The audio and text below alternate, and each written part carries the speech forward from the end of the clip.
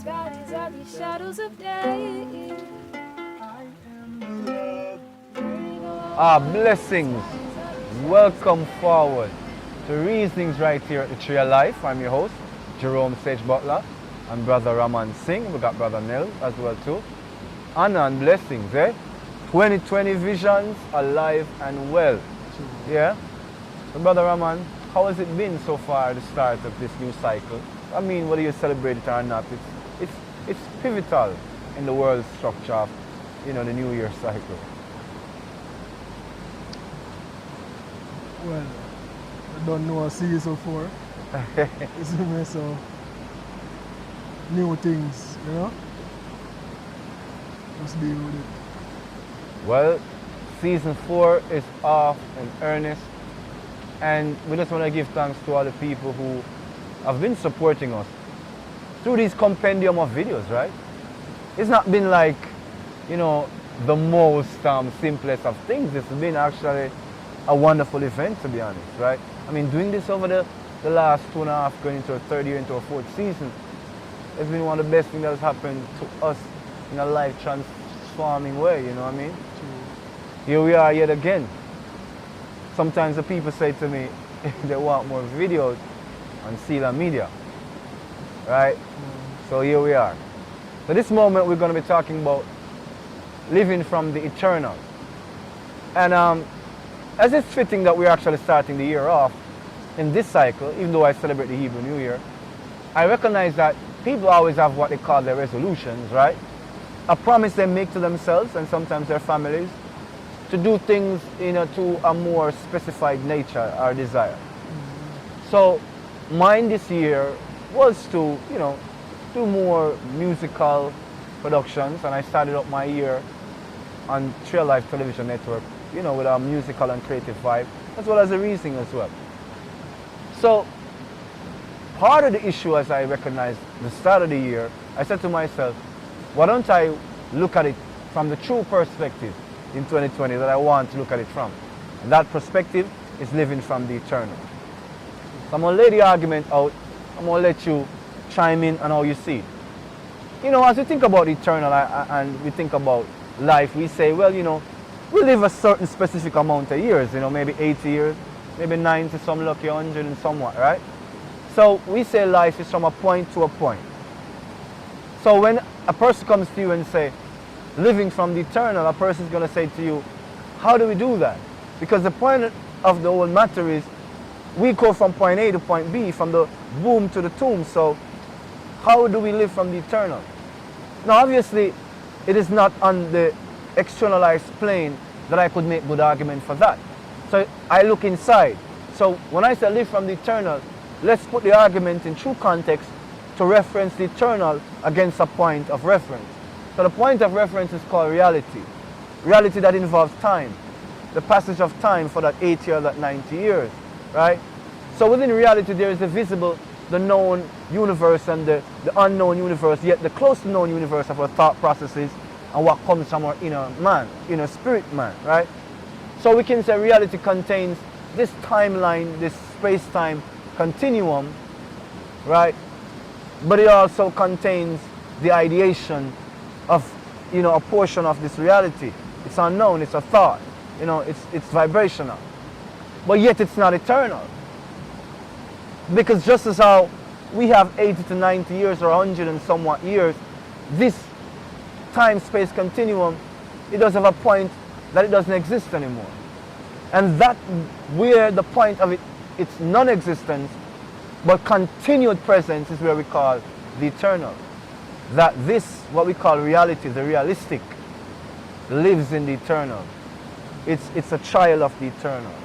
It's like a sonship of the eternal, but not an eternal sonship. That's why the Most High said, and this, I'm not saying this is theological, the Most High said, behold, in these times are the end of the times, I'll make a new heaven and I'll make a new earth. Because it is not infinite. You understand? So when I say live from the eternal, I'm saying the Most High, which art our life source, is the eternal. Living from that space, like Christ said, when you see me, me and the Father is one. When you do your good works, it don't honor you, me, Jerome, you, Ramon, Nell. It honors the Most High. It honors that which gave us the very life that we could do with it what we have, what we will.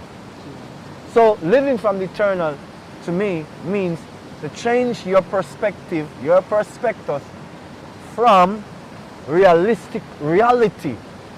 The 80, 90 years are the dream of your generation continue in metamorphic reproduction to the eternal, to the unyielding, to the unceasing, to the unending. That our thoughts and our activities may create things that are for the lasting of things, not for the decay of things, which we have learned in this realistic view. For reality, people dress up, pretty up we call it in Jamaica, adorn, aggrandize, so pretend that they give power to an illusion versus the very essence by which illusion is, the present, which is the eternal. It forms the multiform. And in 2020, my vision is that I will hold my views of myself not to be realistic, but to be eternal. Hey. That I can look at myself beyond my faults, my pride, my own shame, my own indignity, to see that which is formless, which is forming, which is unformed. Your takes on these things, brother? One powerful thing for pray for the new year, man.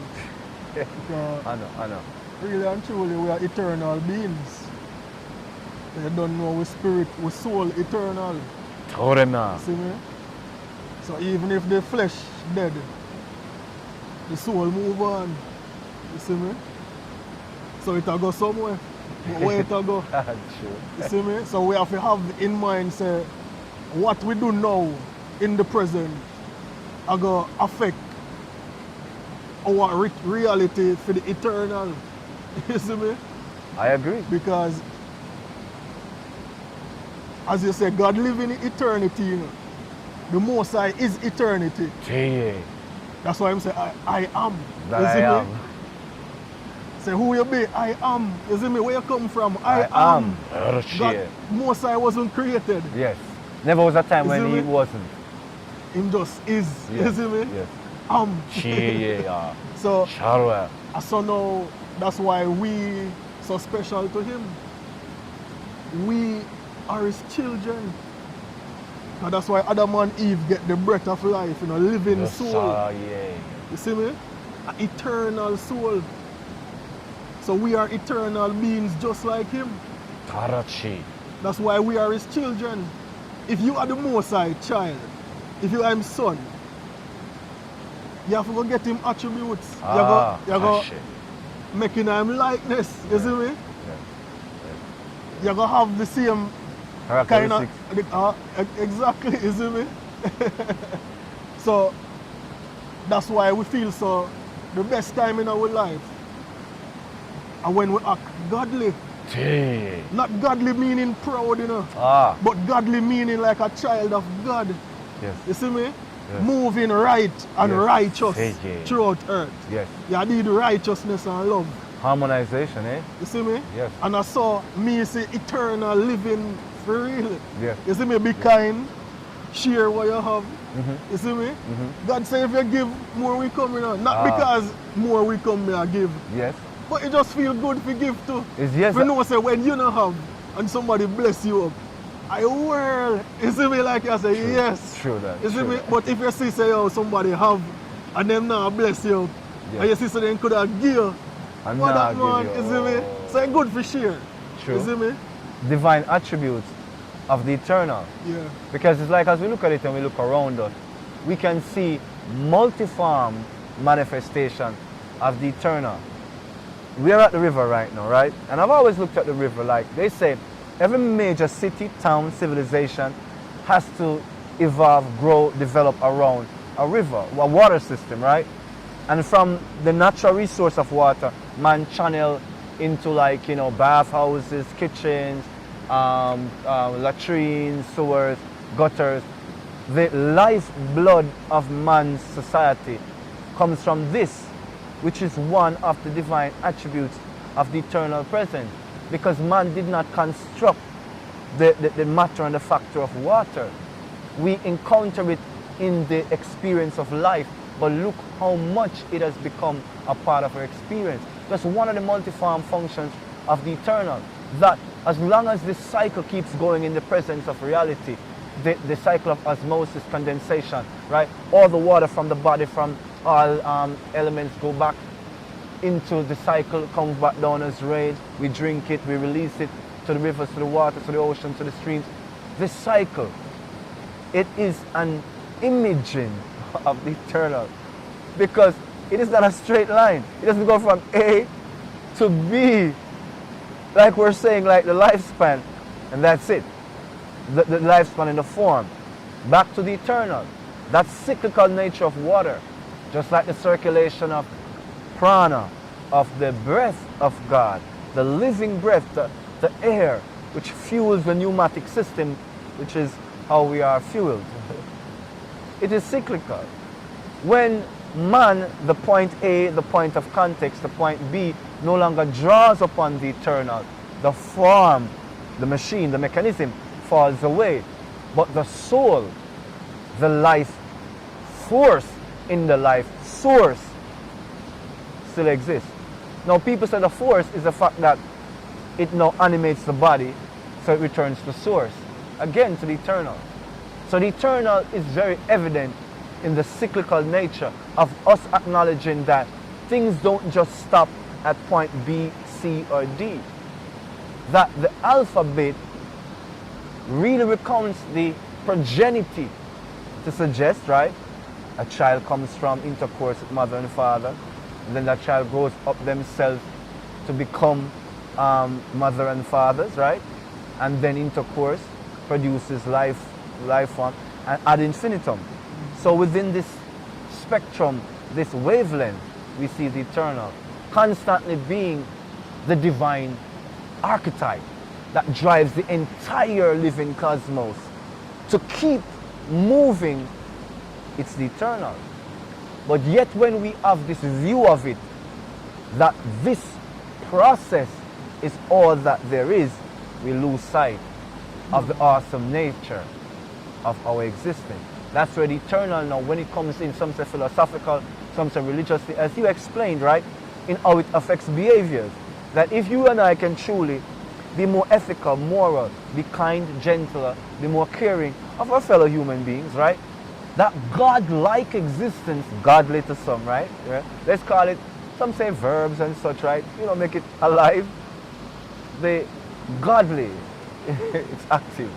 This godly lifestyle, a moral and ethical, a true fair lifestyle that leads to, let's say, let's use some other terminologies because I don't want to leave nobody out. It leads to some form, because I don't want to be conformed to this philosophy.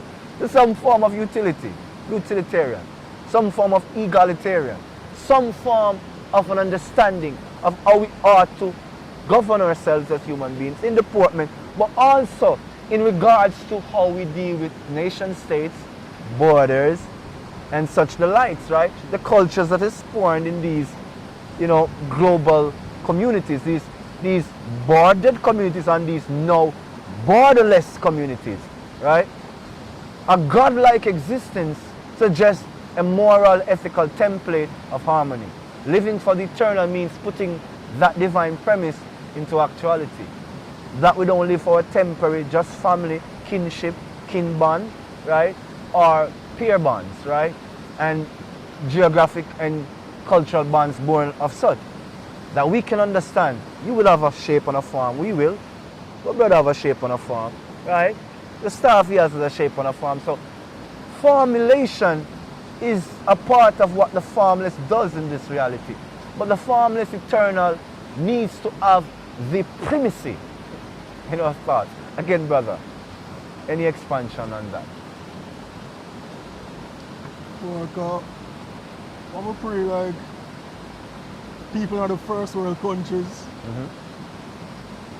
them all live, even America, the American dream. That is them total goal in life. Forget the American dream, you see me? Big pretty house, pretty car, the family, and you're wealthy. the American dream, you see me? And that most people seek for. Because everybody wants security, you see me? Who don't want to have money? You see me? Who don't want a big house? You see me? Who? As so it's been taught to us. You see me? Yeah. Yeah. Because highly you just acceptable. want good things Yes. in life. And you say when you get them things, you achieve the ultimate achievement. Or you'll be happy, isn't that Yeah. why I think they say they want it? So I think it's to be happy, right? Yeah, because that I feel like flesh living. Remember the Bible say, don't store up your treasure on earth where moth and rust decay. In reality, you know, You see in me? the world of the realistic hopes When and we get in dreams, all of we think them are precious to it, we just get cheer up to people and dash and burn up in a garbage. the achievements, You the see me? accolades. Oh my And God. that way I say, even I look when people get them house, them achieve them house, and when them dead, it just end up rotting down.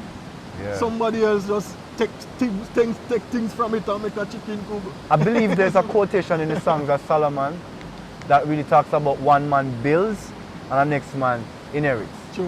Right? So it's like, you know, I'm not for verbatim, but I still got something there. So the issue is, you got a point there, that a lot of the lifestyles in the West, let's say in first world countries, not knocking anybody, seems to be more in the temporal, not in the eternal, right? It seems to be more in the transient, in this decaying reality, that we try to be so real but yet be so fake.